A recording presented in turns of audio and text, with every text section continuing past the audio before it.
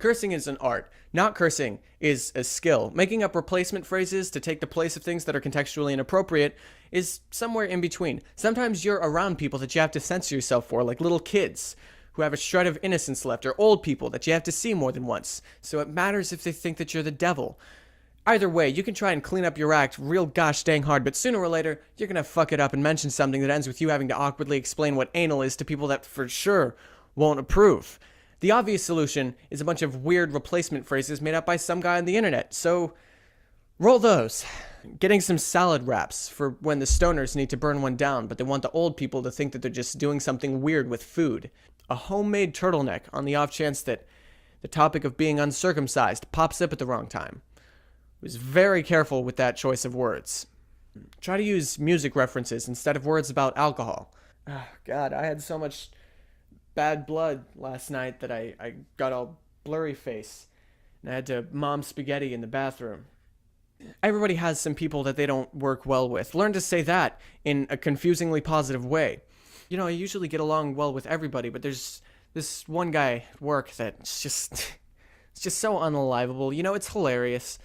If you have or are a drug dealer, I don't think everybody's caught on a plug yet, so that one's kind of a freebie for me. If you're around people that don't get the gay thing, just replace the word straight or gay with chicken or beef. Honestly, I'm more of a chicken guy, but I know some guys that prefer beef, and there's nothing wrong with that, you know? I just haven't seen any that's pulled me in. I might try it at some point. It seems really closed-minded to limit your menu options like that. So I've been around some people that are clearly uncomfortable hearing that I have black friends, and when I am, I just do this hilarious thing where I let them be uncomfortable for a real shitty reason. It goes for the gay thing too, but I had that chicken or beef joke that I wanted to slip in. Also, I didn't mention bi, trans, queer, or plus because if you really have to break it down to a food metaphor for somebody, they're probably not going to get that far. You know, you got to talk to people on their level. If you had like a date, but it's not the type of date that you would talk about openly with, say, a Cub Scout, just say that your weekend was jam-packed and then wink or don't, because that makes it really obvious to literally everyone. Alternately, you could just say that you had to hit the gym, which works even better if you happen to have a boyfriend named Jim. Along with that, if you know any of the kinds of people that are against casual dating altogether, just refer to your significant other as your new pet, and then see how long you can keep up this hilarious pastime. There's way too many feeding jokes.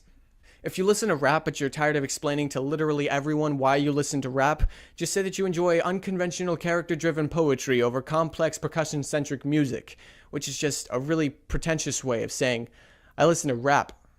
If someone you know you disagree with is pushing you into a conversation about politics, just say, well, I know I'm voting for, and then start screaming at the top of your lungs and leave the room. And just keep doing that until people stop asking you about politics. If you haven't noticed, I'm kind of tired of talking about politics.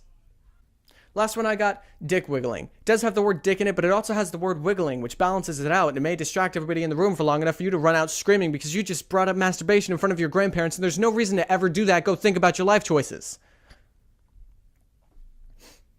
So that's the end of my most lowbrow video yet.